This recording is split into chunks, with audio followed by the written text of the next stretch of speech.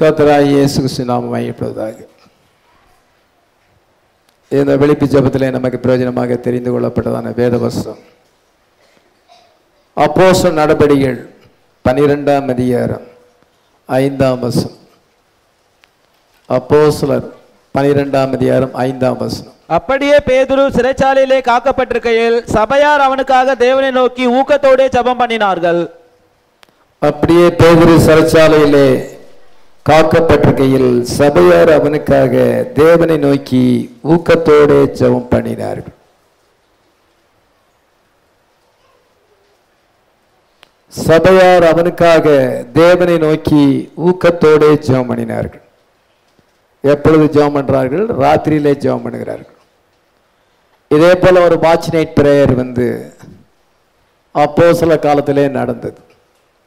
சபையார் எல்லாரும் ஊக்கத்தோடு ஜெபிக்கும் பொழுது கர்த்தருடைய தூதனானவர் இறங்கி அங்கே அவங்களுடைய ஜெபத்துக்கு பதில் அளித்தார். சீக்கிரத்திலேயே அவர்களுக்கு பதில் கிடைத்தது. அதே போல நாம இன்னைக்கு ஜெபிக்க வந்திருக்கிறோம். அப்போஸ்தலர் நடபடிகள் மறுபடியும் வந்திருக்கிறது. ஹல்லேலூயா. Ephesians again.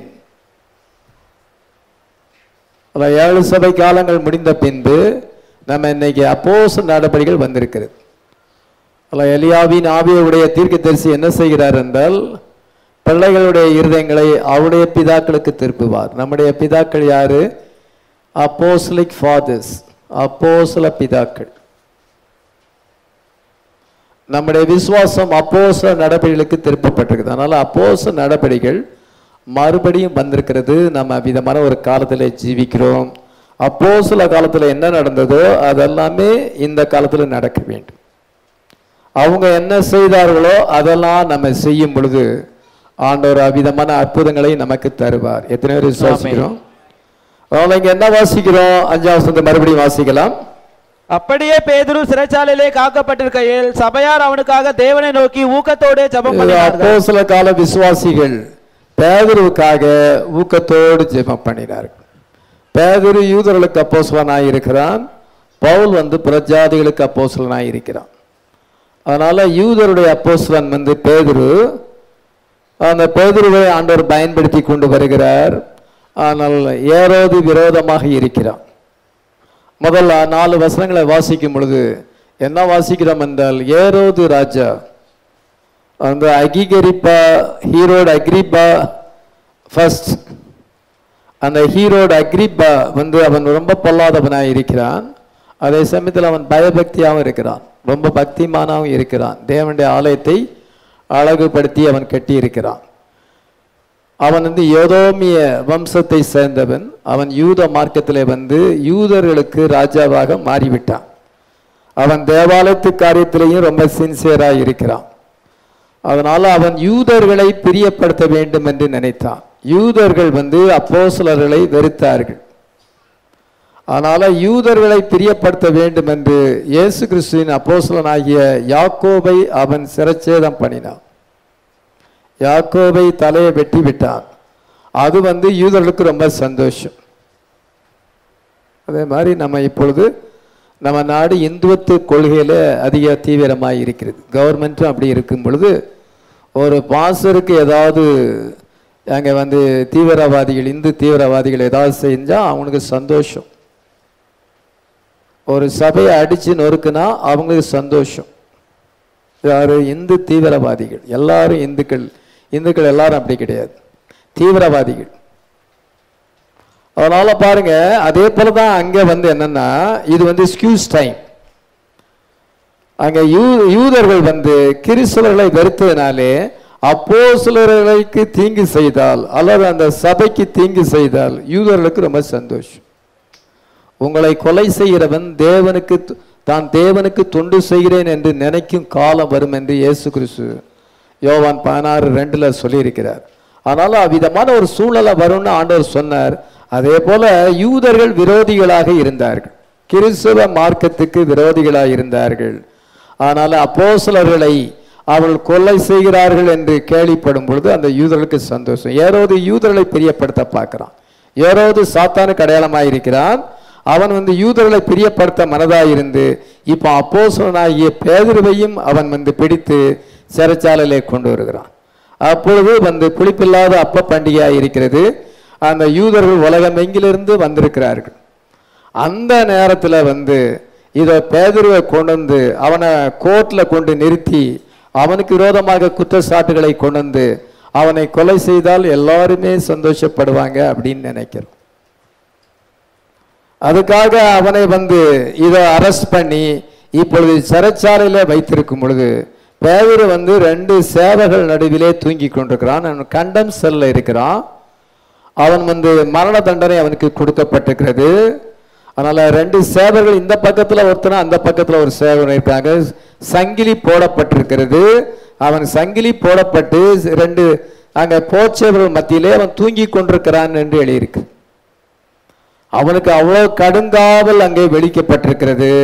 இதை ஹீரோடு வந்து ஜனங்களை பிரியப்படுத்த வேண்டும் என்று சொல்லி அவன் அரசியல் வல்லமையை பொலிட்டிக்கல் பவரை அவன் தவறாக பயன்படுத்தி கிறிஸ்தவர்களை கொலை செய்ய வேண்டும், அவருடைய ஊழியக்காரர்களை கொலை செய்ய வேண்டும் என்று அவன் விதமாக அவன் செய்து கொண்டிருக்கிறான். அது அவனுக்கு ஒரு எக்ஸ்கியூஸ், ஒரு சிறிய உபத்திரவம். அவ்விதமான ஒரு நேரத்தில் இப்பொழுது பேதுருவை அரெஸ்ட் பண்ணிட்டாங்க. ஏற்கனவே அவங்க ஜேக்கப்பை அங்க யாக்கோபை ஜேம்ஸை இழந்துட்டாங்க. ஆனால் இப்பொழுது நம்ம பேதுருவை இழந்து போவோமோ என்று சொல்லி அந்த சபையார் வந்து அன்னைக்கு ஒரு ஸ்பெஷல் பிரேயர் மீட்டிங் வைக்கிறாங்க. Watch night prayer. இதே போல ஒரு வாட்ச் நைட் பிரேயர்ல ஸ்பெஷல் பிரேயர் என்ன எதுக்காக என்றால் பேதுருக்காக எல்லாரும் ஜெபிக்க வேண்டும்.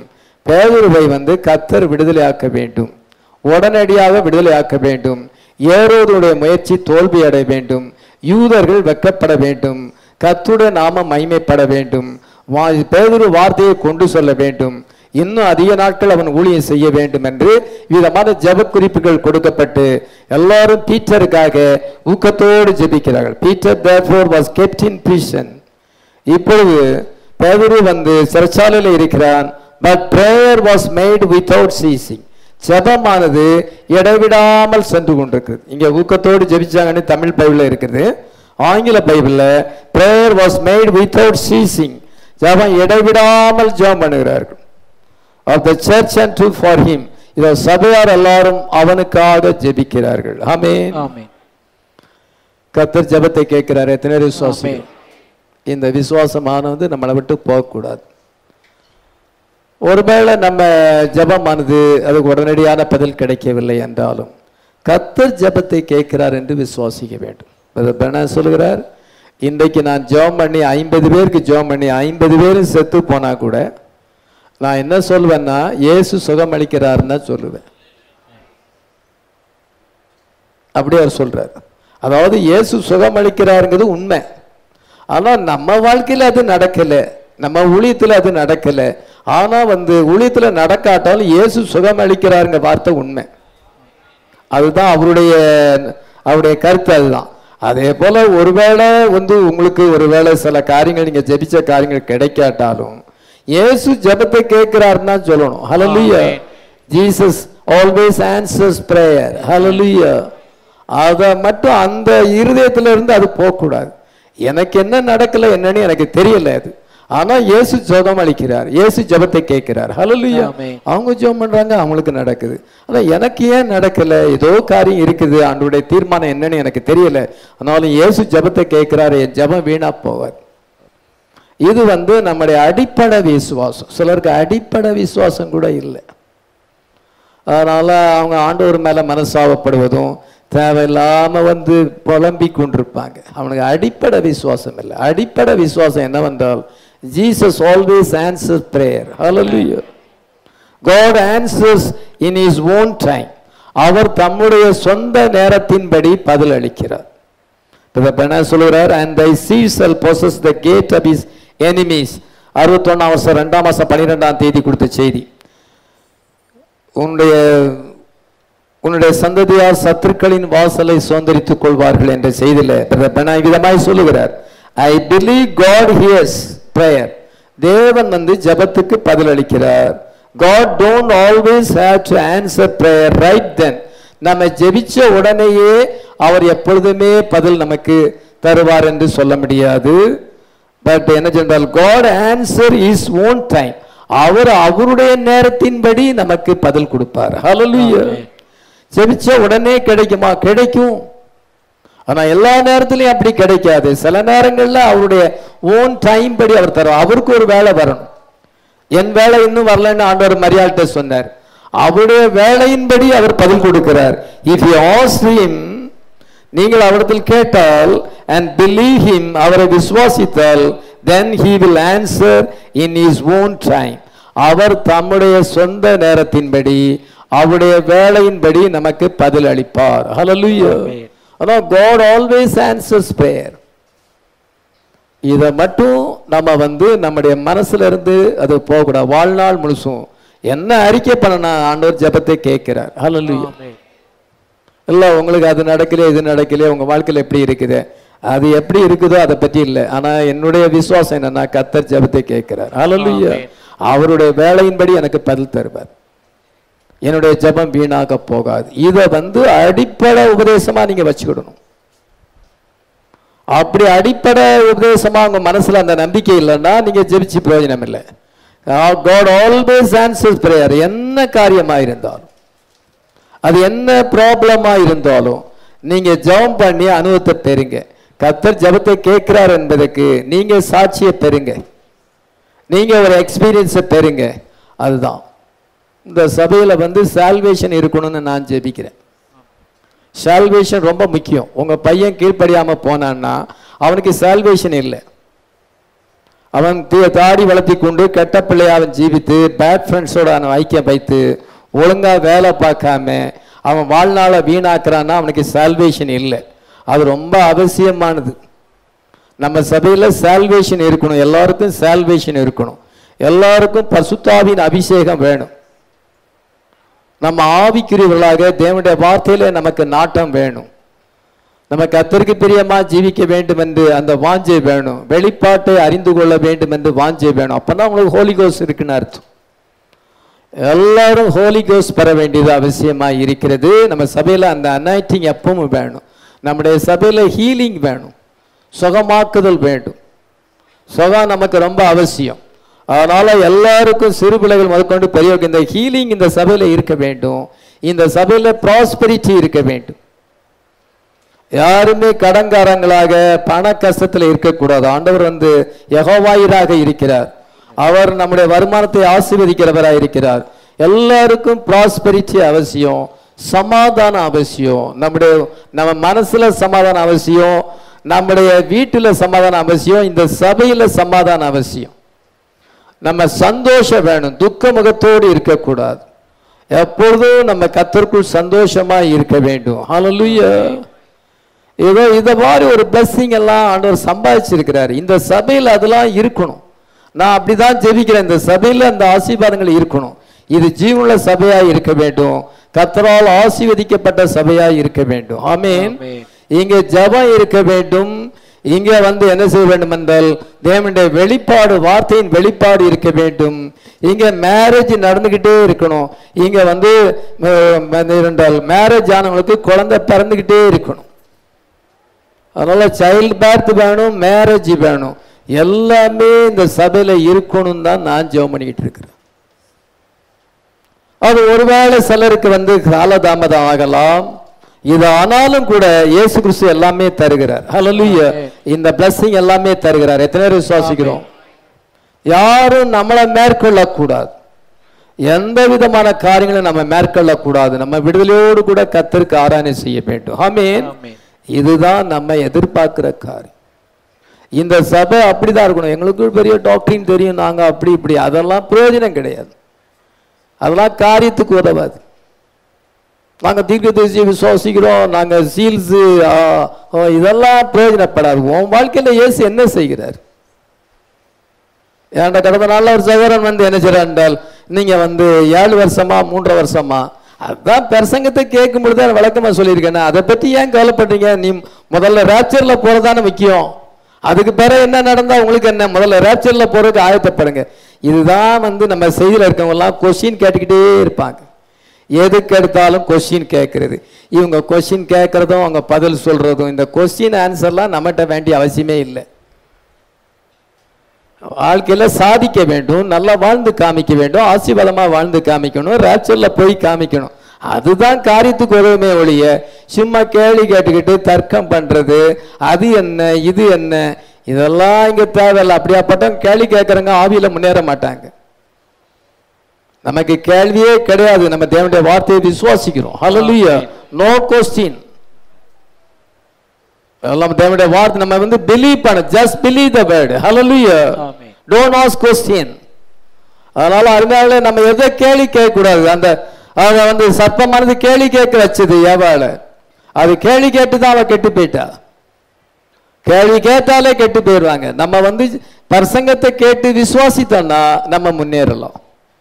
அதனால God answers prayer. Hallelujah. God answers in his own time. அவருடைய வேளையின்படி அவர் பதில் அளிக்கிறார். Hallelujah. இதுதான் நம்முடைய அடிப்படை விசுவாசம். அடிப்படை விசுவாசம் சரியா இருந்தா, அஸ்திபாரம் சரியா இருந்தா சபை சரியா இருக்கும். அவங்களுடைய விசுவாச ஜீவியம் சரியா இருக்கும். அஸ்திபார உபதேசம் ரொம்ப அவசியமா இருக்கு. ஜபமும் தேவனுடைய வார்த்தையும் நம்முடைய பிரதானமான காரியம். அதனால இங்க பார்க்கும் பொழுது அப்படி ஊக்கமாக ஜெபிக்கும் பொழுது என்ன நடந்தது? அங்க 7ஆம் வசனத்தை வாசிக்கலாம். அப்பொழுது கர்த்தருடைய தூதன் அங்கே வந்து நின்றான். அறையிலே வெளிச்சம் பிரகாசித்தது. அவன் பேதுருவை விழாவிலே தட்டி சீக்கிரமா எழுந்து அவனை எழுப்பினான். உடனே சங்கிலிகள் அவன் கைகளில் இருந்து விழுந்தது. இவங்க ஜபம் அப்படியே மேல தூபமா போயிட்டு இருக்குது. தூபம் என்ன செய்யணும்? அப்படியே மேல போயிட்டே தான் இருக்கும். புகை என்ன செய்யும்? மேல போயிட்டே இருக்கும். அதே போல தூபமானது அப்படியே மேல போயிட்டே இருக்கும் பொழுது அது மேல போகுது, கர்த்தர் கீழே இறங்கி வர்றார். ஹல்லேலூயா. உங்களுடைய ஜபம் மேல போகும் பொழுது ஆண்டவர் கீழே இறங்கி வருவார். அதனால அவர் இறங்கி வரணும்னா உங்க ஜபம் மேல போகணும், தேவ சமூகத்தை வந்து எட்டணும். ஜபம் பண்ணாம இருந்தா நம்ம சோத்திரங்கள், நம்முடைய துதிகள், இதோ நம்முடைய ஜபங்கள், விண்ணப்பங்கள் எல்லாமே அது ஒரு தூபமாக அது மேல போகும் பொழுது ஆண்டவர் அதை முகர்ந்து பார்க்கிறார். அந்த தூபத்தை முகர்ந்து பார்க்கும் பொழுது ரொம்ப வாசனையா இருக்குது. இவங்க வார்த்தையின்படி ஜெபிக்கிறாங்க, அழகா ஜெபிக்கிறாங்க, தேவையில்லாத வார்த்தைகளை புலம்புறது இல்லை. வார்த்தை கரெக்டா கொடுக்கப்பட்ட குறிப்புக்கு அழகா வார்த்தையின் மூலம் வார்த்தையை கொண்டு ஜெபிக்கிறாங்க. ஆண்டவர் பார்க்கிறார், இந்த ஜெபம் அவருக்கு உகந்த ஜெபமா இருக்குது. உடனே அவர் இறங்கி வர்றார். அதனால இவங்க ஜெபம் போகும் பொழுது கர்த்தருடைய தூதனானவர் இறங்கி வந்து நேரா வந்து அவர் சிறைச்சாலைக்கு போகிறார். அங்க சிறைச்சாலையில் இருக்கிற பேதுருக்காக தான் ஜெபிச்சிருக்கிறாங்க. இவர் நேர சிறைச்சாலையில போகிறார். Behold, the angel of the Lord came upon him. அங்கே வந்து கர்த்தருடைய தூதனானவர் இறங்கி வந்தார். ஹல்லேலூயா. ஆமென். கர்த்தருடைய தூதனானவர் இறங்கி வந்து சிறைச்சாலைக்குள்ளே பேதுரு இருக்கிறதான அந்த பிரிசன் செல்லுக்குள்ள அங்க போகிறார். அங்க வந்து என்ன செய்தால், ஸ்மோட் பீட்டர் ஆன் தி சைட், அவனை விலாவிலே தட்டி அரைஸ் அப் குயிக்லி, சீக்கிரமா நீ எழுந்திரு என்று சொல்லுகிறார். இந்த வசனத்தை மறுபடியும் வாசிக்கலாம். அப்பொழுது கர்த்தருடைய தூதன் அங்கே வந்து நின்றான். அறையிலே வெளிச்சம் பிரகாசித்தது. அவன் பேதுருவை விழாவிலே தட்டி சீக்கிரமா எழுந்திரு அவனை. அறையிலே வெளிச்சம் பிரகாசிக்கிறது. முதல்ல வெளிச்சம் பிரகாசிக்கிறது. வெளிச்சத்திலிருந்து கர்த்தருடைய தூதனானவர் வர்றார்.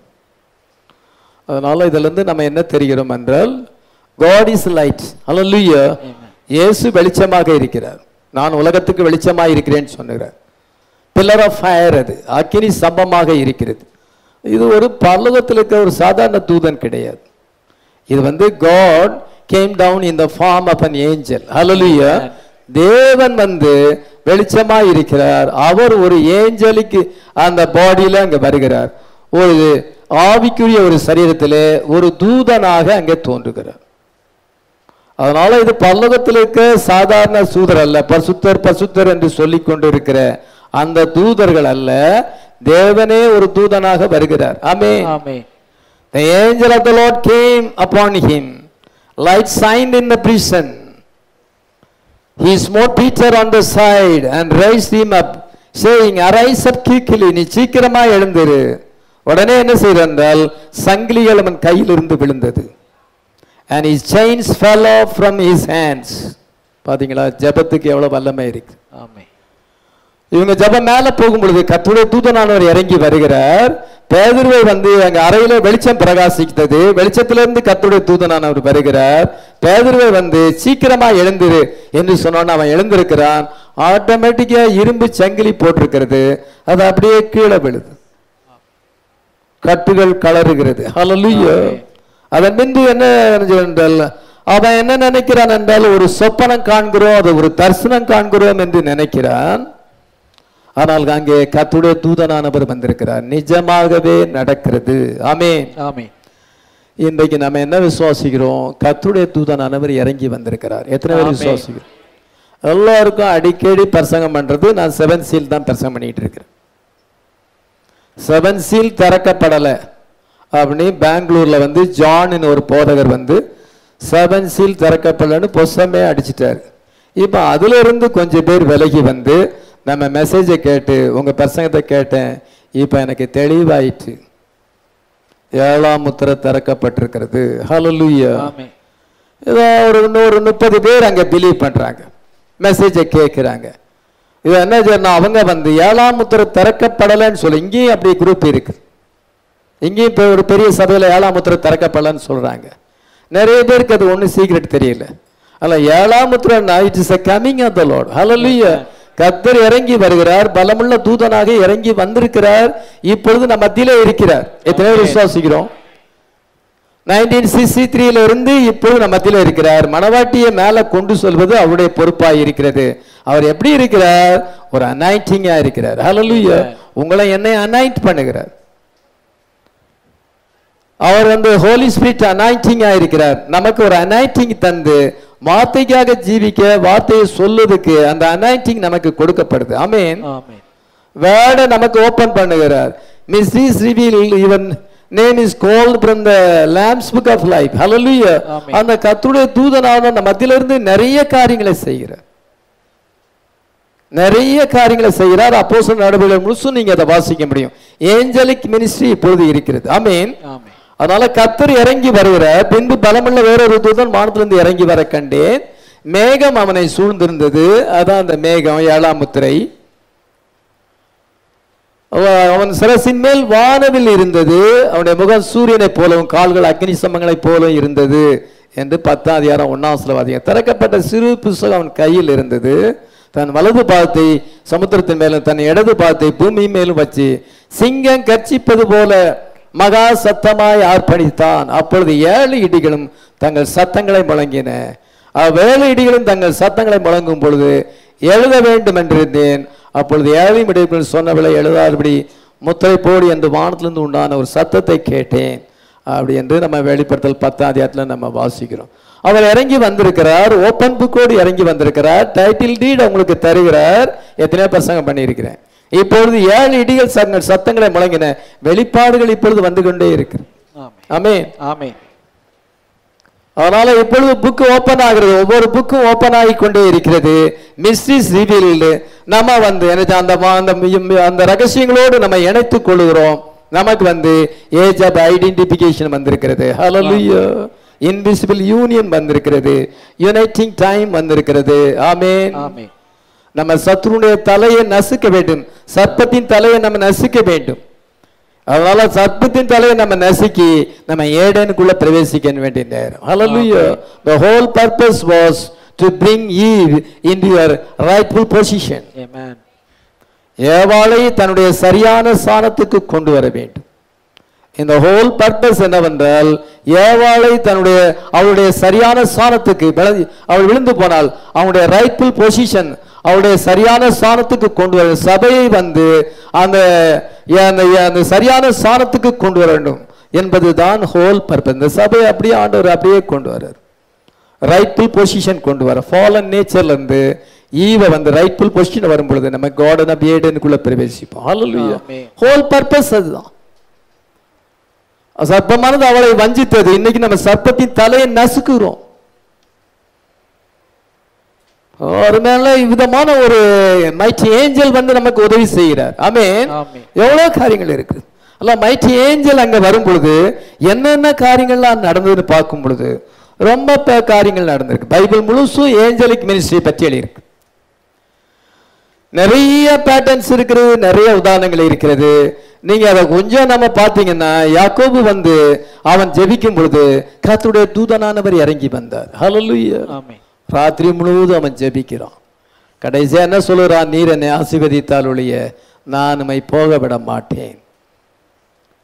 அவர் உன் பேர் என்னன்னு கேட்கிறார். யாக்கோபு என்று சொல்லுகிறான். உன் பேர் இனிமேல் இஸ்ரவேல் எனப்படும் என்று கர்த்தர் அவனை ஆசீர்வதித்தார். ஏஞ்சல் ஆஃப் காட் வந்திருக்கிறார். இன்னைக்கு உங்களை ஆசீர்வதிக்கும்படியா வந்திருக்கிறார். ஆமென்.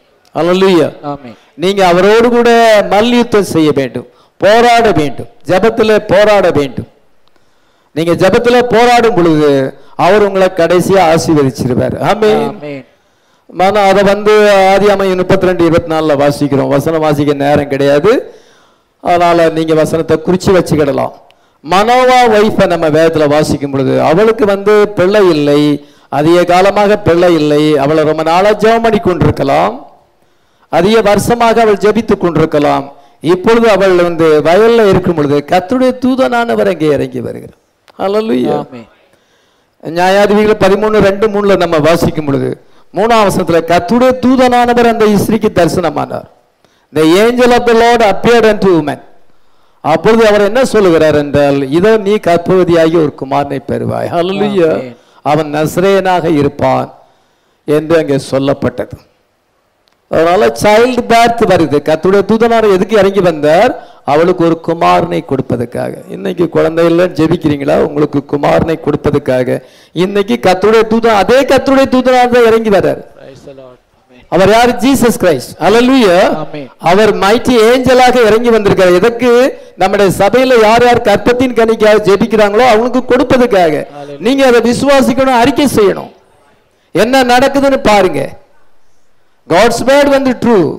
God can't lie. அவர் பொய் சொல்ல முடியாது. நீங்க உங்களுடைய faith இருக்கும் என்றால் நடக்கும்.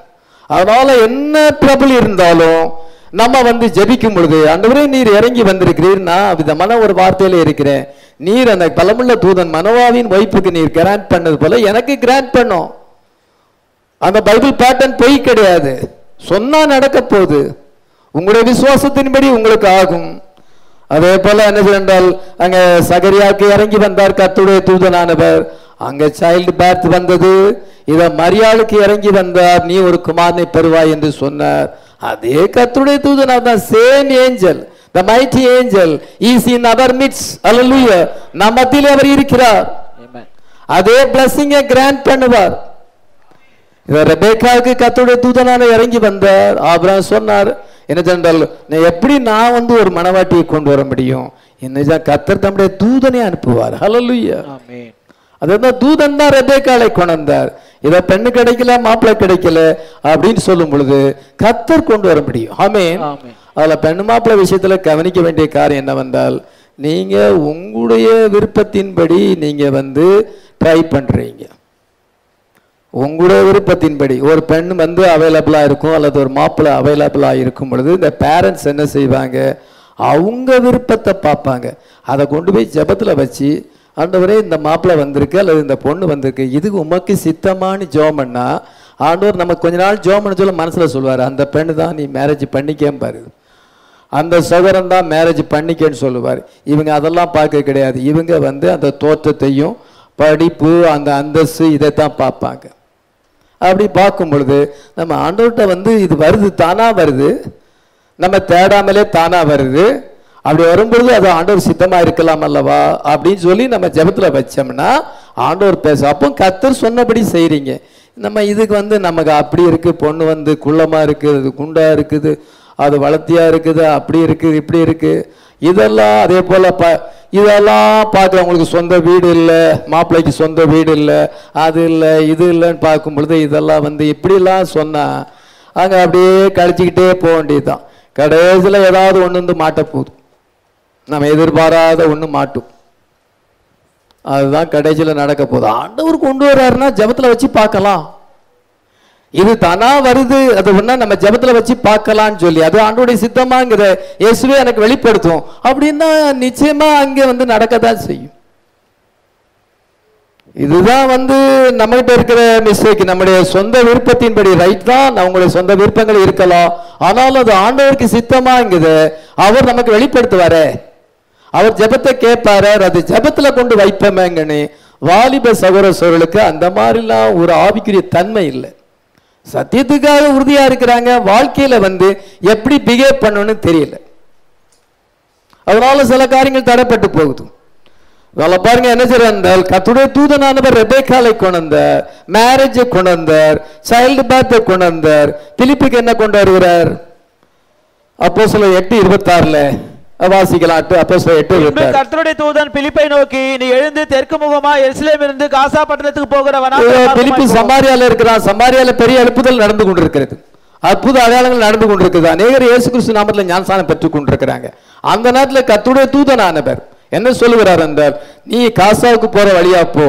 அங்கே ஒருத்தர் ரதத்துல போயிட்டு இருக்கிறான், அவன் பைபிள் படிச்சுட்டு போறான், ஏசாயா 53 அதிகாரத்தை படிச்சுட்டு போறான். அவனுக்கு ஒண்ணுமே புரியல, கந்தேகா என்பவருடைய மந்திரியாக இருக்கிறான். அதனால நீ அந்த ரதத்தோடு போய் சேர்ந்து கொள்ள சொல்லும் பொழுது, நீர் என்ன படிச்சுட்டு போறீரு? ஏசாயா 53 அதிகாரம், அது ஏதாவது புரியுதா? ஒருத்தன் எனக்கு சொல்லாட்டா எப்படி புரியும்? இப்பதான் அது நடந்திருக்கு. அவர் மேசியா சிலுவையில் அறையப்பட்டிருக்கிறார். ஏசாயா 53 அதிகாரம் இப்பதான் நடந்திருக்கு. அவர் மரித்து அடக்கமட்டு உயிர்த்தெழுந்திருக்கிறார்.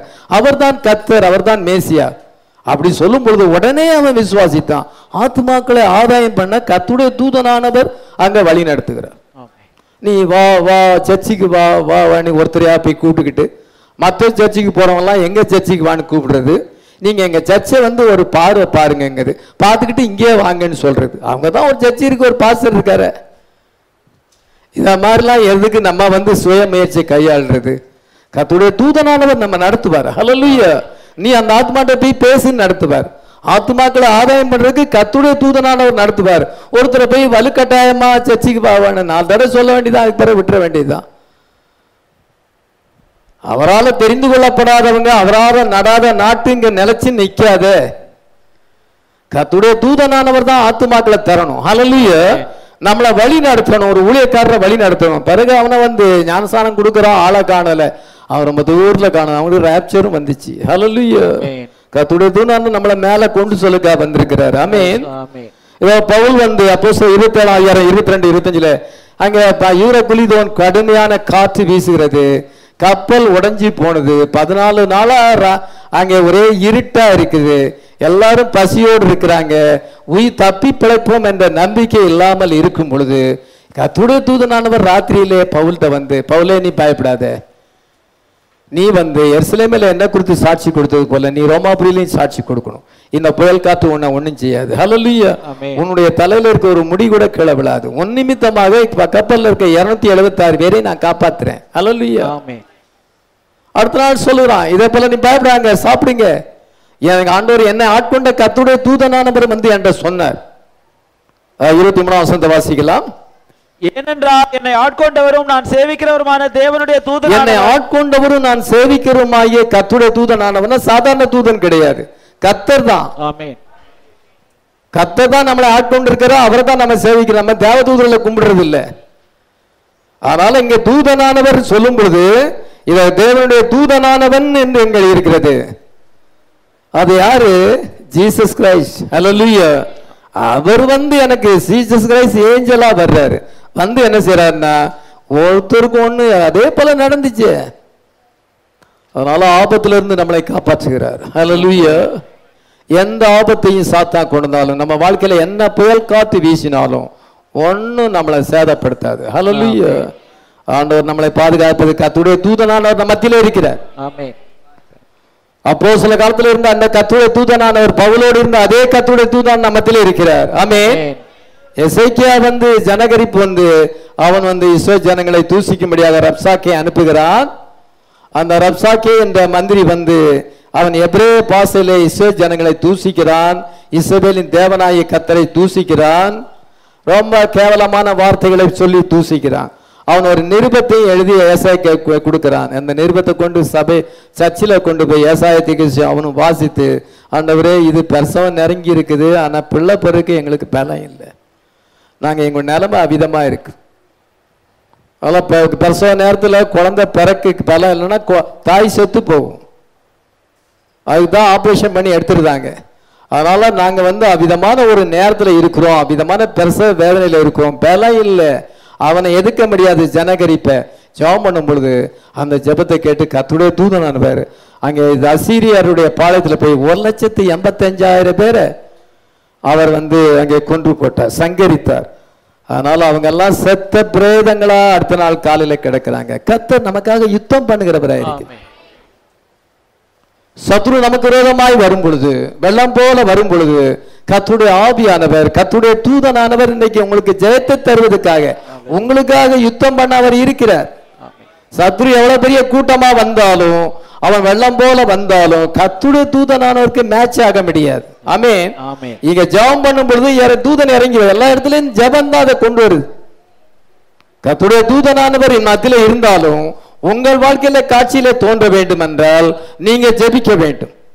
அதே போல ஜோசுவா நம்ம பார்க்கும் பொழுது அங்கே கர்த்தருடைய தூதனானவர் இறங்கி வருகிறார். யோசுவா 5:14 வாசிக்கும் பொழுது, நீ எங்களை சேர்ந்தவரோ எங்க விரோதியை சேர்ந்தவரோ இல்ல, நான் இஸ்ரவேலின் சேனையின் அதிபதியா வந்திருக்கிறேன். ஹல்லேலூயா. நீ எப்படி எப்படி யுத்தம் பண்ணும், 1 by 1 ஒவ்வொரு சிட்டியா நீ பொசஸ் பண்ணும். எரிகோவை கைப்பற்ற வேண்டும், ஆயை கைப்பற்ற வேண்டும், கிபியோனை கைப்பற்ற வேண்டும், எருசலேமை கைப்பற்ற வேண்டும்.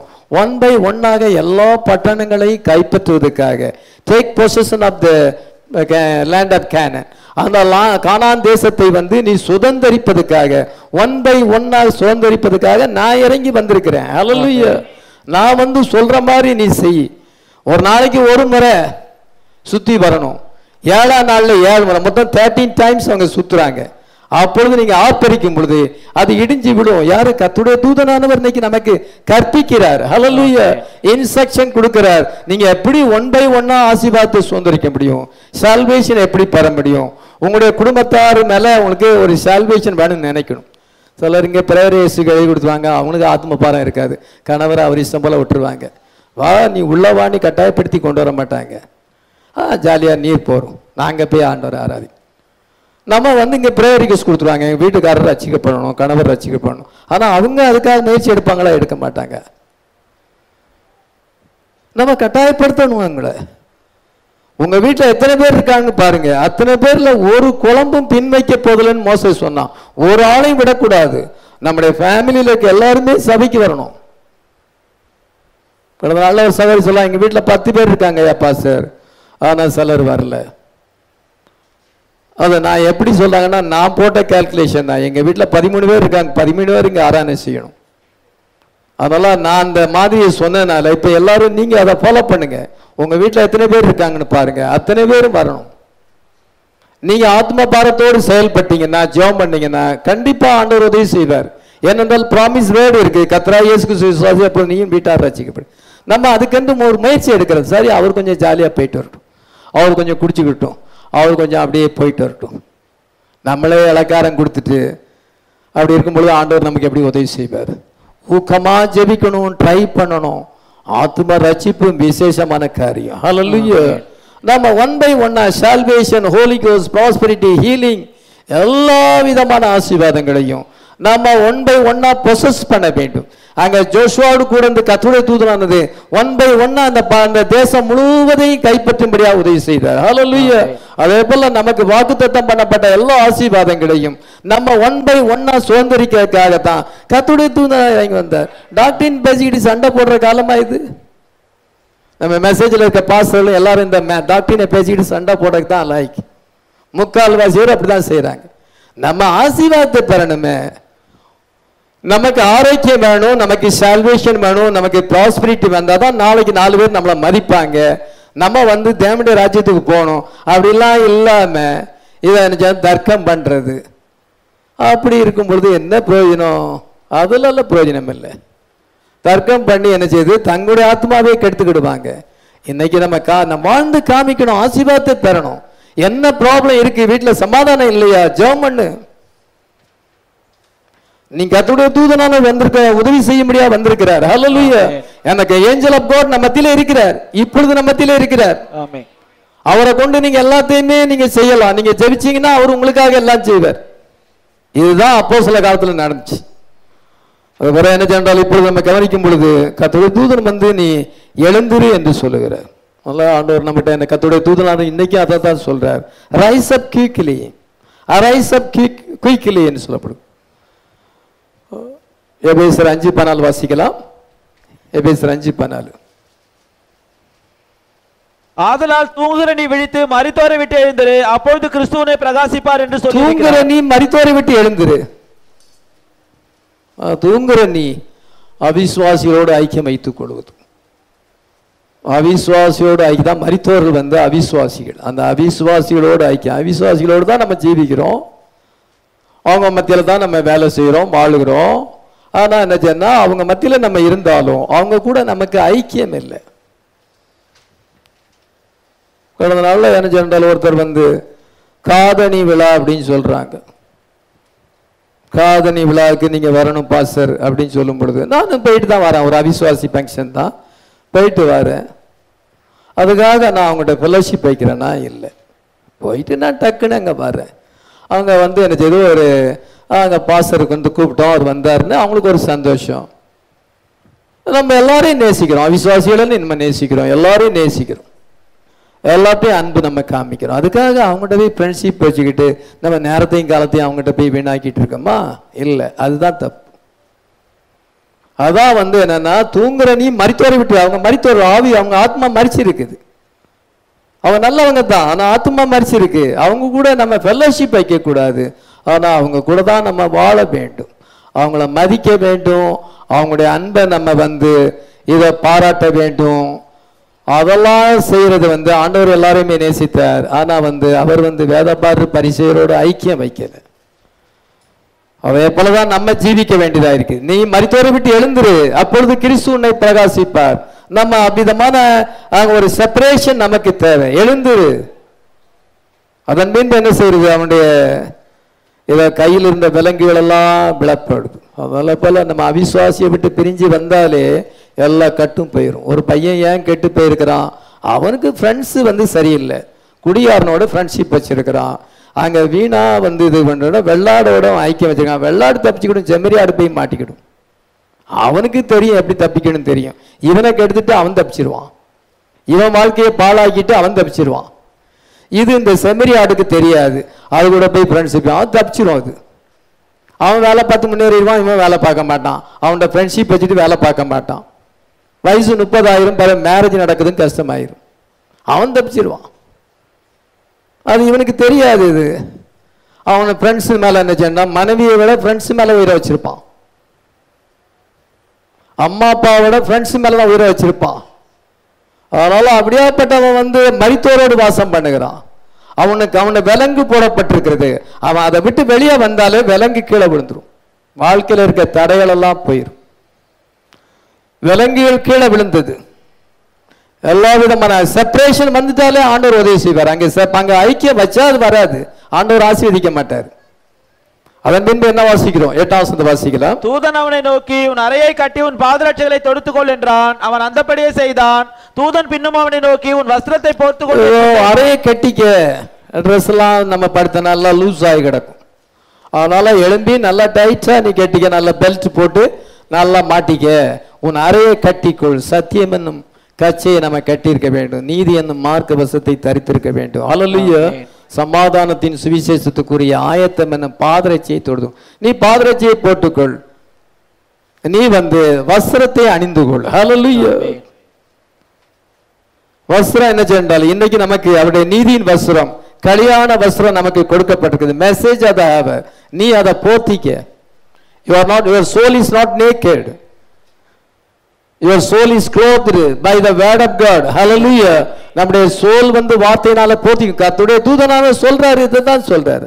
பேதுருக்கு சொன்னபோது தான் நமக்கு சொல்றாரு. அதனால நீ வந்து இந்த ஆயுதங்கள் எல்லாம், நீ சர்வாயுத வர்க்கங்களை எடுத்துக்கொள் என்று சொல்லுகிறார். அதன் பின்பு என்ன சொல்லுகிறார், தொடர்ந்து அந்தபடியே அவன் புறப்பட்டு அவனுக்கு பின் சென்று தூதனா என் பின்னே வா என்கிறார். Follow me. இயேசு கிறிஸ்து நம்முடைய சீசர்களை பார்த்து என்ன சொன்னார், ஃபாலோ மீ, நீ என்னை பின்பற்றி வா. என்னை பின்பற்றி வா என்று அவர் இன்னைக்கு சொல்லுகிறார். ஃபாலோ மீ, கர்த்தருடைய தூதனானவர் சொல்லுகிறார். நம்ம இன்னைக்கு ஃபாலோ பண்ண என்ன ஃபாலோ பண்றோம், ஜீசஸ் எப்படி இருக்கிறார், ஃபுல்னஸ் ஆஃப் வேர்டா இருக்கிறார். ஆமென். எத்தனை பேர் விசுவாசிக்கிறோம்? ஆமென். கர்த்தருடைய தூதனானவர் முத்திரையை திறந்துகிட்டே போயிட்டு இருக்கிறார்.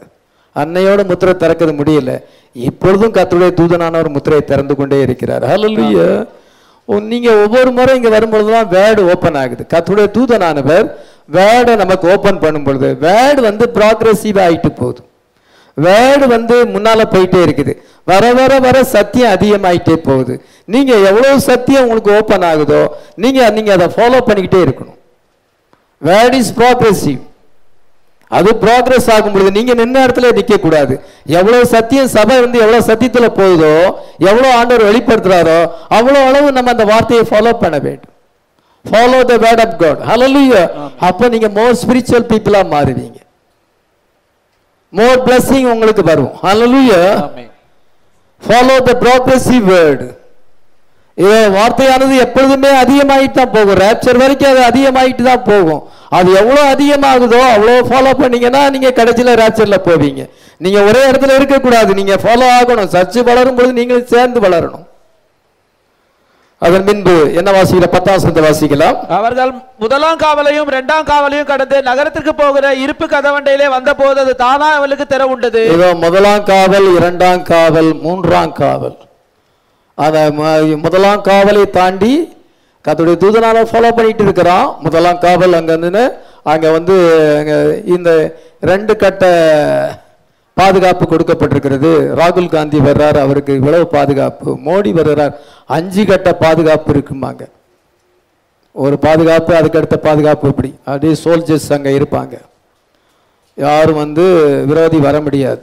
அதே போல அந்த யாரும் தப்பிக்க விடாதபடி அங்க காவல் இருக்குது. முதலாம் காவலை தாண்டியாச்சு, இரண்டாம் காவலையும் தாண்டியாச்சு. இப்பொழுது சிட்டிக்குள்ள போகிற அந்த கேட், இரும்பு கேட் என்ற வரும் பொழுது இரும்பு கேட்டு கிருன்னு அது திறக்குது. தன்னால திறக்குது, அது தானால திறக்குது.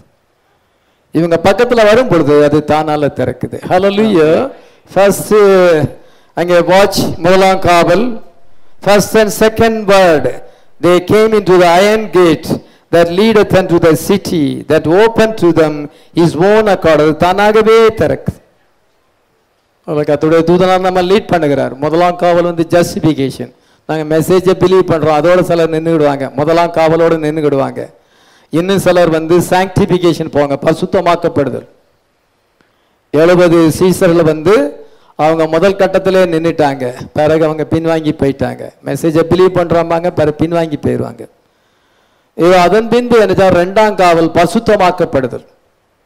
சிலர் வந்து ஜஸ்டிஃபிகேஷன்லேருந்து இன்னும் கொஞ்சம் முன்னேறி அவங்க பசுத்தமாக்க, எந்த தீய பழக்கமும் இல்லை, கர்த்தருக்கு ஸ்தோத்திரம், ஆண்டவர் எல்லாத்துலேருந்து விடுதலை ஆக்கிட்டார். நீங்கள் சாங்டிஃபிகேஷன் வந்திருக்கிறீங்க. ஆனால் வீடு சுத்தமாக இருந்து அதில் வந்து ஹோலி கோஸ்ட் வரலன்னா பிசாசு இன்னும் 7 பிசாசை கொண்டு வந்துருமே. ஒருத்தன் வந்து பிசாசு போகும் பொழுது அது வறண்ட இடத்துல சுத்திக்கிட்டு வந்து திருப்பி அந்த வந்த வீட்டை வந்து எட்டி பார்க்கும் பொழுது பெருக்கி ஜோடிச்சு வைக்கப்பட்டிருக்குது. உடனே அது இன்னும் 7 பிசாசு, தன்னை விட பொல்லாத 7 பிசாசை கொண்டு உள்ள வச்சுக்கிடுமா. அதே போல 2ஆம் காவல்ல இருந்தாலும் விழுந்து போகலாம், 3ஆம் காவலுக்கு வரணும். என்னது?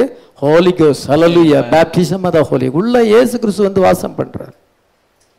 we receive the giver, not only gift but we receive the giver of the gift. Hallelujah. வரத்தை கொடுக்கிறவரை பெற்று, பெந்தகோஸ்காரங்க வரத்தை பெற்றிருக்காங்க, நம்ம வரத்தை கொடுக்கிறவரை பெற்றிருக்கிறோம். ஆமென். ஆமென். அந்த giver of the holy ghost அவர் நமக்குள்ள வரும் பொழுது சாத்தான் வந்து எட்டி பாப்பான், அங்க ஆண்டவர் இருக்காரு, ஓடிடுவான். அதனால முதலாம் காவல், 2ஆம் காவலை தாண்டி நகரத்துக்கு போகிற இருப்பு கதவண்டையிலே வரும் பொழுது புத்தியுள்ள கனிகள் பரிசுத்தாவி பெற்றாங்க, மணவாளனோடு கூட அங்க பிரவேசித்தாங்க. அதே போல நகரம் சொல்லும் பொழுது ஜெருசலேம், அது வந்து ஹெவனா இருக்கிறது. நம்ம நியூ ஜெருசலேமுக்கு போகிறோம், அந்த சிட்டிக்கு நம்ம போகிறோம். நம்ம வந்து பட்டணவாசிகள், கிராமத்து வாசிகள் கிடையாது, நம்ம பட்டணவாசி. நமக்காக ஒரு பட்டணம் இருக்கு, நியூ ஜெருசலேம். ஹல்லேலூயா. பொன்னினாலும் முத்திரைகளினாலும் ரத்தங்களினாலும் அலங்கரிக்கப்பட்ட அந்த பட்டணத்துக்கு போகணும்னா வாசல் வழியாய் நகரத்துக்குள் பிரவேசிப்பதற்கும் ஜீவ விருட்சத்தின் மேல் அதிகாரம் உள்ள எல்லாருக்கும் அவருடைய கற்பனையின்படி செய்கிறவர்கள் பாக்கியவான்கள். வெளிப்படுத்தல் 22:14 வாசிக்கிறோம். அதனால பாருங்க, நம்ம ஜீவ விருட்சத்தை கனியை புசிக்க வேண்டும், ஜீவ விருட்சத்தை அடைய வேண்டும், பட்டணத்துக்குள்ள பிரவேசிக்க வேண்டும். அதுக்கு baptism of the holy ghost. யார் யார் புத்தியுள்ள கனிகள் பரிசுத்தாவி பெற்றிருந்தாங்க, ஆயில் இருந்தது, உள்ள போயிட்டாங்க. இந்த 3 ஸ்டேஜஸ் நம்ம இங்க வாசிக்கிறோம். அப்பொழுது என்ன வாசிக்கிறோம்? 12ஆம் வசனத்தை வாசிக்கலாம்.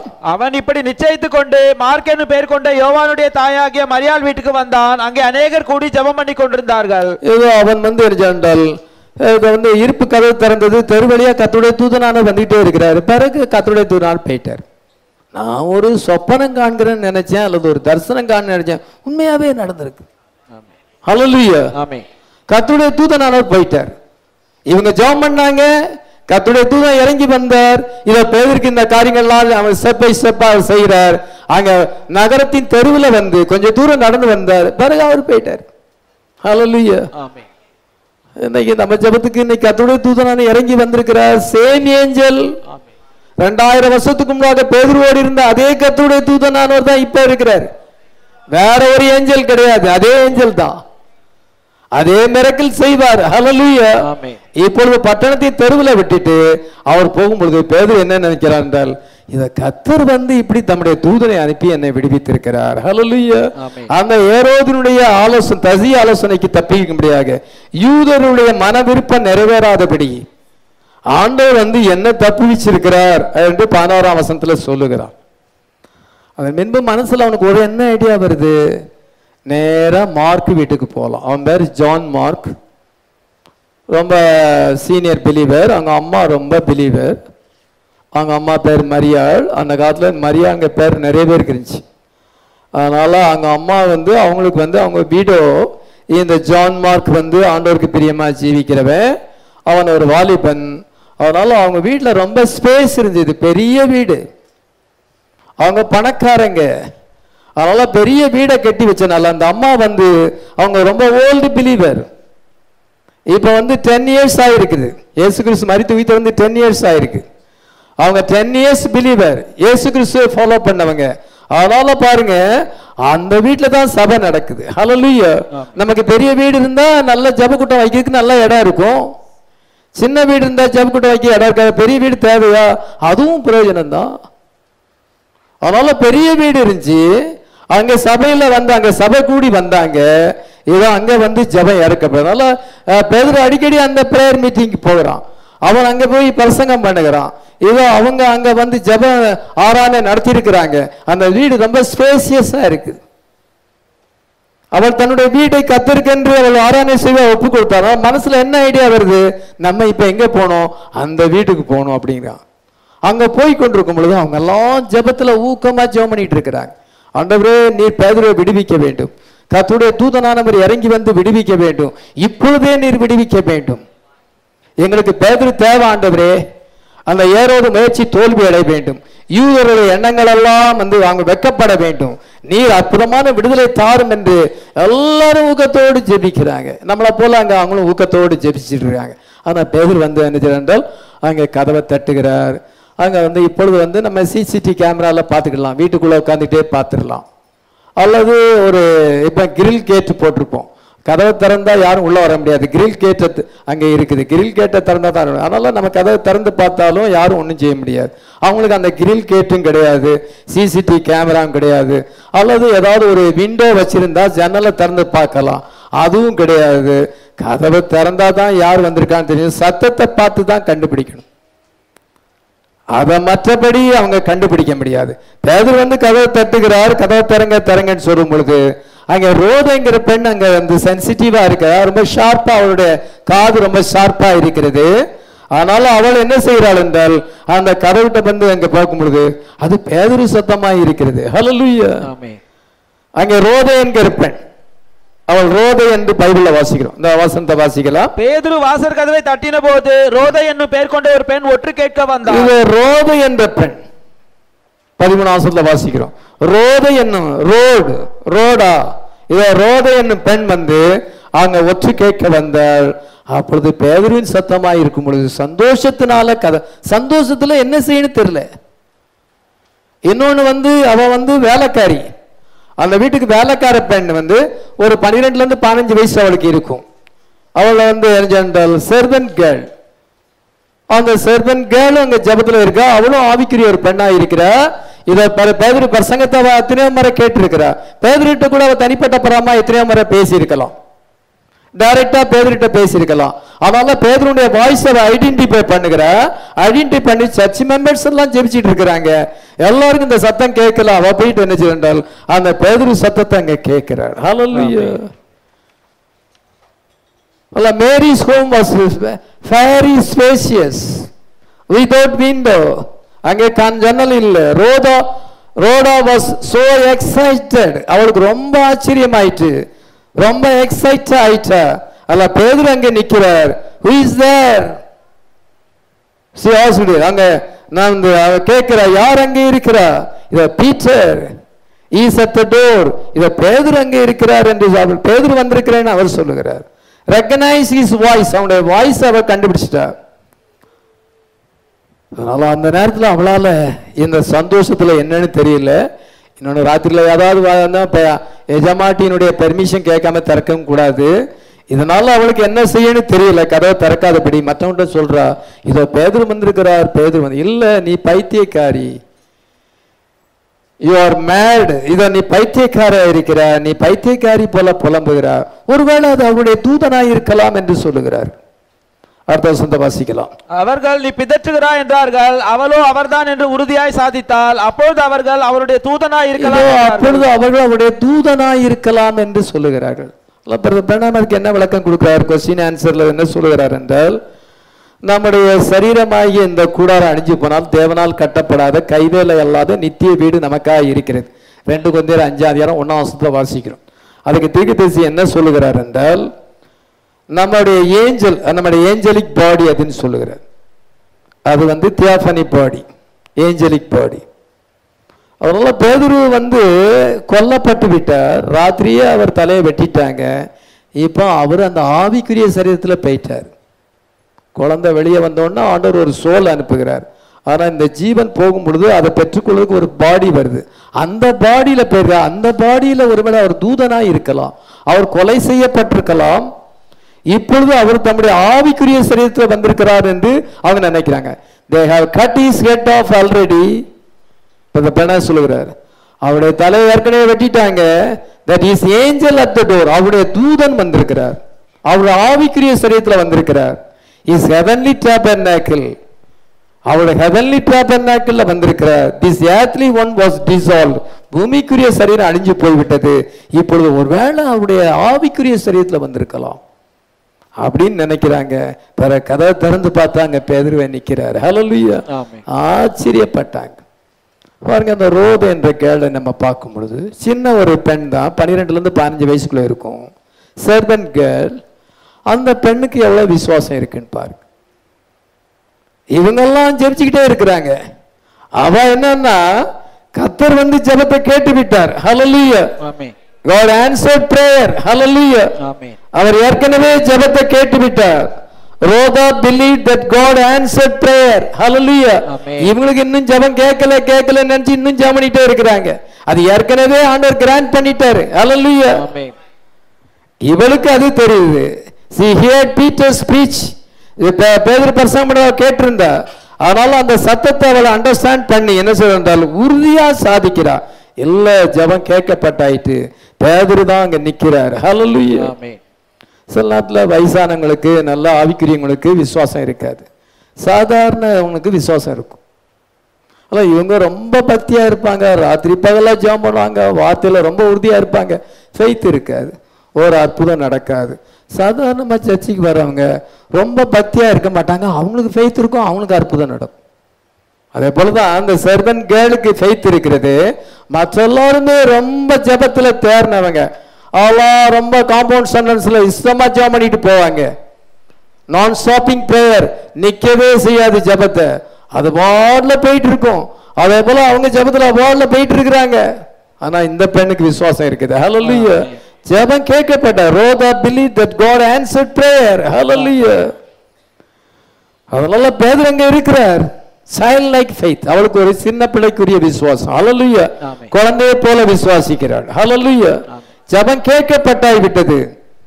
இப்பொழுது நம்ம கர்த்தருக்கு ஸ்தோத்திரம் செலுத்த வேண்டிய நேரம். ஹல்லேலூயா, தாருன்னு கேட்க வேண்டிய நேரம் இல்ல, ஆண்டவரே நீ தந்ததுக்காக ஸ்தோத்திரம் செலுத்த வேண்டிய நேரம். ஆமென். அவங்க ஒரு தியாபனி வந்திருக்கலாம், இல்ல அப்படின்னு அவங்க பல கருத்துக்களை உடையவளா இருக்கிறாங்க. ஆனா இவள் ஜெபம் ஆண்டவர் கேட்டுட்டாரு, இத பேதுருவே வந்துட்டாரு. ஹல்லேலூயா, அவருடைய உறுதியாக சாதித்தாள். திறந்து பார்க்கும் பொழுது அதிசயமா இருந்தது. ஹல்லேலூயா.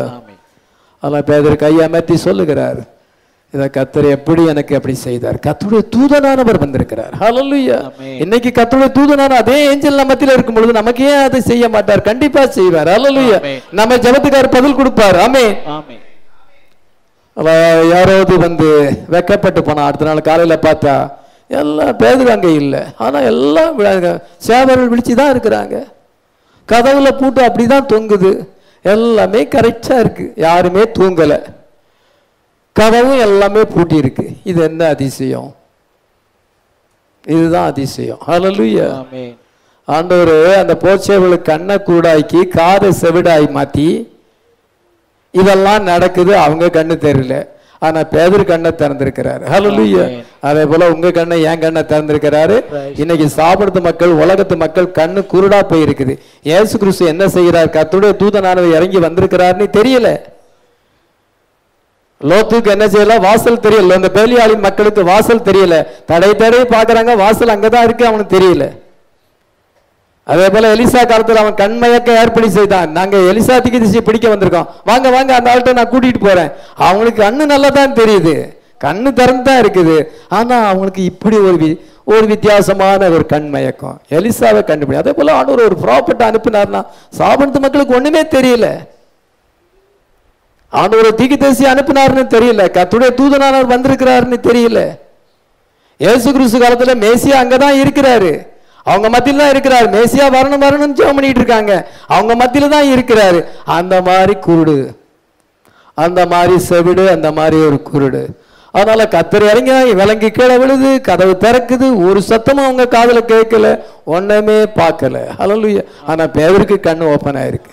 இதுதான் நமக்கும் மற்றவனுக்கும் வித்தியாசம். உங்க மத்தியில கர்த்தருடைய தூதனானவர் இருக்கிறார், அவர் உங்க மத்தியில பெரிய காரியங்களை செய்கிறார், மற்றவங்களுக்கு தெரியவே தெரியாது, நம்ம சுற்றி இருக்கணும் தெரியாது. கதவு தன்னால திறக்குது, தடைகள் நீங்குது. ஹல்லேலூயா. நம்ம ப்ரொசீட் பண்ணிக்கிட்டே இருக்கிறோம், நமக்கு விடுதலை கிடைக்கிறது, டெலிவரன்ஸ் கிடைக்கிறது, மற்றவனுக்கு தெரியவே தெரியாது. கர்த்தருடைய தூதனானவர் அதை செய்கிறார். ஆமென். அவங்களுக்கு கண்ணு முழிச்சிருந்தாலும் தெரியாது. யாராவது பார்த்தான், என்ன செய்தான் என்றால் அவன் செசரியா பட்டணத்துக்கு போய்விட்டான். அந்த போர்ச்சவர்களை கொலை செய்யும்படியா சொன்னான். பேதுரு கொலை நினைச்சவன் இப்பொழுது போர்ச்சவர்கள் கொலை செய்யப்படுகிறார்கள். அதன் பின்பு என்ன செய்தான் என்றால் அவன் ராஜ வஸ்திரம் தரித்திருக்கும் பொழுது தீரியரும் சீதோனியரும் அவங்களுக்கு விரோதமா அங்க ஏரோது இருக்கிறான். இப்பொழுது ஏரோதை பிரியப்படுத்தும்படியாக அவங்க சமாதானம் பண்ணி வர்றாங்க. வரும்பொழுது ஏரோது பிரசங்கம் பண்ணுகிறான். பிரசங்கம் பண்ணும் பொழுது இது கர்த்தருடைய இது மனுஷனுடைய சத்தம் அல்ல, தேவனுடைய சத்தம் என்று சொல்லுகிறார்கள். அந்த டயர் அண்ட் சைடன் தீரு சீதோன் பட்டணம் அங்க விவசாயம் கிடையாது. அது அவங்க ஒன்லி பிஸ்னஸ் தான் செய்வாங்க. பிஸ்னஸ்ல அதிக பணம் சேர்க்கிறாங்க. அவங்க நல்ல கப்பல் மூலமா பிஸ்னஸ் செய்யறவங்க. தீரு சீதோன் பட்டணம் அவங்களுக்கு ஃபுட் கிடையாது. ஃபுட் யாராவது இஸ்ரேல் நாட்டில இருந்தா ஃபுட் போகணும், அவங்களுக்கு அங்க விவசாயம் கிடையாது. அதனால அவங்க ஒன்லி கடல்ல பிசினஸ், கடல் வழியா கப்பல் மார்க்கமா பிசினஸ் பண்றது. இதனால அவங்க ஃபுட் சப்ளை நிறுத்தி வச்சுட்டான் ஏரோது. இப்பொழுது அவனை பிரியப்படுத்தாதான் ஃபுட் சப்ளை பண்ணுவான் அப்படின்னு பைபிள்ல நம்ம வாசிக்கிறோம். அல்ல அந்த தீரியரும் சீதோனியரும் என்ன செய்தார்கள் என்றால் இது அவனை புகழும்படியாக, சிலர் புகழ விரும்புவாங்க, அவங்கள வாழ்த்தி பேசினா சந்தோஷப்படுவாங்க. அதனால பேதுருவை ஏரோதை பிரியப்படுத்தும்படியாக இது மனுஷனுடைய சத்தம் அல்ல, இது தேவனுடைய சத்தம் சொல்லும் பொழுது அவன் கர்த்தருக்கு மகிமை செலுத்தாதபடினாலே கர்த்தர் அவனை அடித்தார், புழுப்புழுத்து செத்து போனான். நம்முடைய சரீரத்திலே நம்ம செத்துட்டோம்னா புழுக்கள் சாப்பிட்ரும், சாகலன்னா நம்ம சாட முடியாது. ஒரு பணத்தை கொண்டு அடக்கம் பண்ணா கொஞ்ச நாள்ல புழுக்கள் சாப்பிட்ரும். அதே போல பெஸ்ட் ஹவுஸ் இது. அதெல்லாம் ஏரோதை கத்தரை அடிச்சார், அங்கேயே அவன் புழு பிடித்து ராஜ வஸ்திரம் தரிச்சிருக்கிறான், பாடிக்குள்ள புழு அவனை அரிக்குது. அதே போலதான் சாத்தானுடைய நிலைமை அப்படிதான். இதற்கு அந்த ஏரோது பேதருக்கு விரோதமா வரும் பொழுது அவன் வெட்கப்பட்டு போனது மட்டுமல்ல, அவனுக்கு ஆண்டவர் என்ன செய்யறார் என்றால் அவ்விதமான ஒரு மரணத்தை கொடுக்கிறார். அதே போல சாத்தான் அக்னி கந்தம் எரித கடலை தரும், அவனுடைய புழு சாவாமலும் அக்னி அவியாமலும் இருக்குன்னு போட்டு, புழு சாகாதுன்னு பைபிள்ல போட்டிருக்கு. அதே சமயத்தில் அக்கினியும் அவியாது. இதுதான் கர்த்தருக்கு விரோதமாக, அவருடைய வார்த்தைக்கு விரோதமாக செயல்படும் பொழுது கர்த்தருடைய தூதனானவர் அவங்க அங்க அடிச்சு போடுகிறார். கர்த்தருடைய தூதனானவர் நம்முடைய விரோதிகளை அடிச்சு போடுகிறார், திரும்ப எழுந்துராதபடி அடிச்சு போடுவார். அவருக்கு அவருடைய ஊழியம், அவருடைய வார்த்தை முக்கியமானது. அல்ல பேதுருக்கு டெலிவரன்ஸ், இவனுக்கு பனிஷ்மெண்ட். சாத்தானுக்கு பனிஷ்மெண்ட், அவனுடைய பிள்ளைகளுக்கு பனிஷ்மெண்ட். ஆனாக்கா நமக்கு ஆண்டவர் விடுதலை தரும்படியா வந்திருக்கிறார். ஹல்லேலூயா. சாத்தான் உலகத்தை 7 வருஷம் தான் ஆளுகை செய்ய போறோம். நீங்க உலகத்தை 1000 வருஷம் ஆளுகை செய்ய போறீங்க. ஹல்லேலூயா. பின்பு நித்தியத்திலே நீங்க அவரோடு கூட சதாகாலம் இருக்க போறீங்க. அவனுக்கு only 7 years தான். பேதுருக்கு விரோதமா வந்தான், கொஞ்ச நாள்லயே மறிச்சு போயிட்டான். அவனுடைய ராஜ்யபாரம் கொஞ்ச நாள்ல முடிஞ்சு போச்சு. சாத்தான் சடனா அவனுக்கு டெத்து வரும். உலகத்துக்கு அழிவு சடிதியாக வரும். உலக அழிவை கண்டிப்பா சந்திச்சு தான் ஆகணும். கொடுங்கோல் மன்னர்களுக்கு, எதேச்சியாளர்களுக்கு, தன்னிசமா நாட்டை ஆடி படைக்கிறவங்களுக்கு அழிவு சடிதியாக வரும். தான் என்று சொல்லும்போது அழிவு சடிதியாக வரும். பைபிள்ல நமக்கு நிறைய திருஷ்டாந்தங்கள் இருக்கிறது. ஹிட்லருக்கு அழிவு சடிதியாக வந்தது. அவங்களுடைய மரணம் மர்ம மரணமாக இருக்கும். ஆனால் ஏரோதுடைய மரணம் மர்மமாக இருந்தது. பேதுருவை கர்த்தருடைய தூதனார் விடுதலை ஆக்கினார். ஹல்லேலூயா.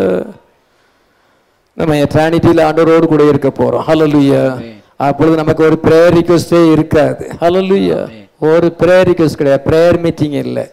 நம்ம ஒன்லி சந்தோஷப்பட வேண்டியதுதான். ஹல்லேலூயா. நமக்கு ஃபெலோஷிப் தான் இருக்குமே ஒழிய பிரேயர் மீட்டிங் கிடையாது, ப்ரீச்சிங் கிடையாது.